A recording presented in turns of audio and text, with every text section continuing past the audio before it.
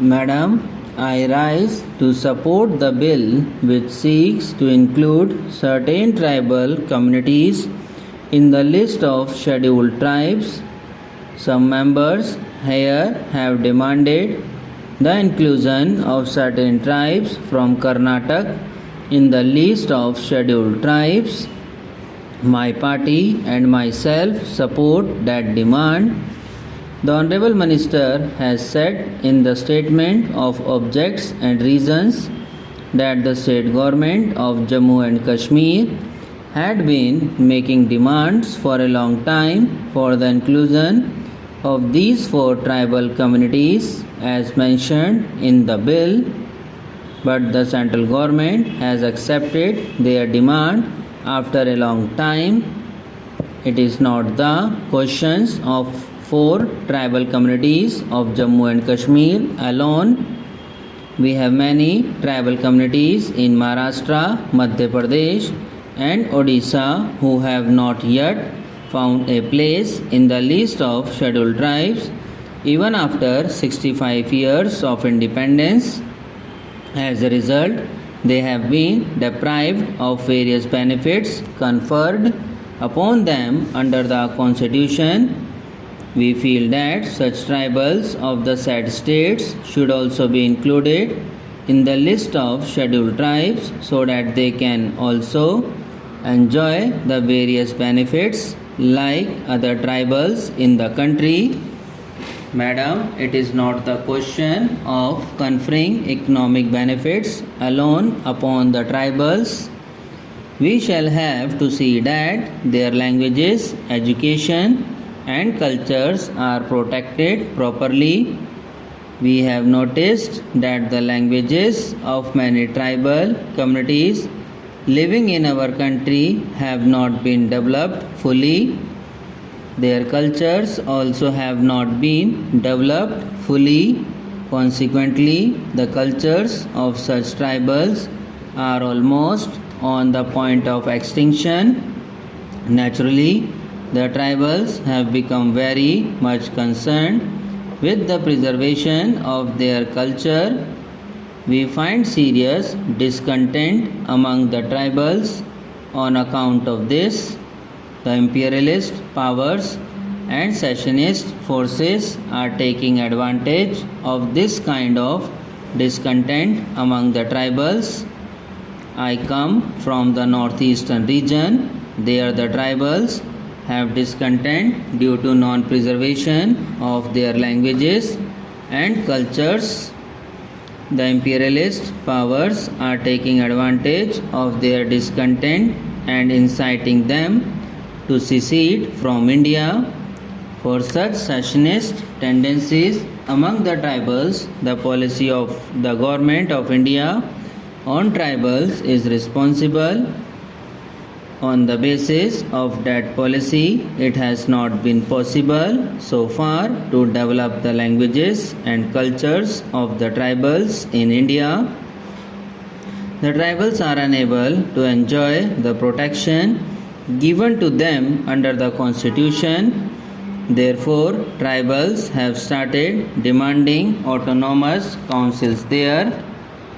My party feels that the tribals should be conceded autonomous council so that they can preserve their languages, cultures and their ancient civilizations. My party further feels that such an autonomy to the tribals is not outside the framework of the Constitution of India.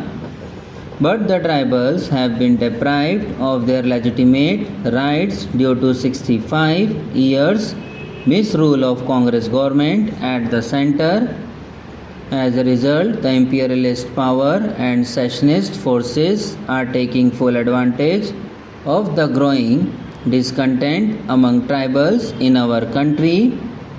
In certain states, Naxalites are also taking advantage of such a discontent among the tribals.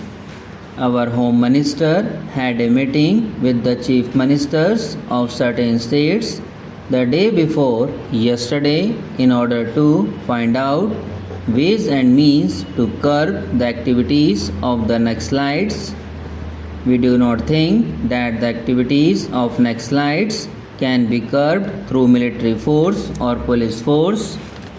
We can pacify the tribals only by conceding their legitimate demands. Tribals are justified increasing the discontent if they find that their communities are on the point of extinction. Madam, the tribal problem is very acute in Tripura. In this old tribal princely state, due to the influx of refugees from East Pakistan, the tribals are now 28% of the total population there. The influx of refugees is still on from present Bangladesh, not only in Tripura but also in other parts of northeastern region.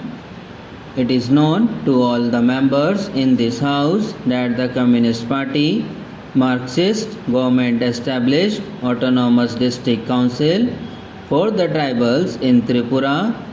The refugees are entering those areas also which are under the jurisdiction of the Autonomous District Council.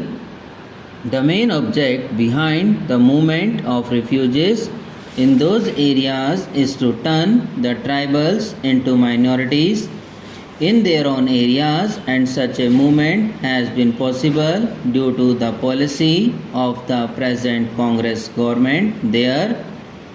Madam, when we were struggling for the rights of the tribals in Tripura, the Congress Party in Tripura and its then president were opposed to the establishment of Autonomous District Council in the state. The said president of the Congress Party wanted the non-tribals to send him to the Lok Sabha so that he can move an amendment to repeal the 6th and 7th schedules to the Constitution.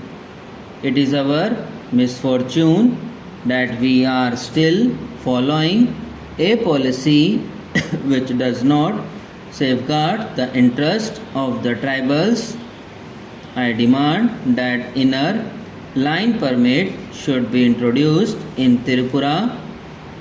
The Tripura Legislative Assembly has accepted this demand by passing a resolution unanimously on this issue. Madam, when we were struggling for the rights of the tribals in Tripura, the Congress Party in Tripura and its then president were opposed to the establishment of Autonomous District Council in the state. Subscribe now and press the bell icon. Never miss an update.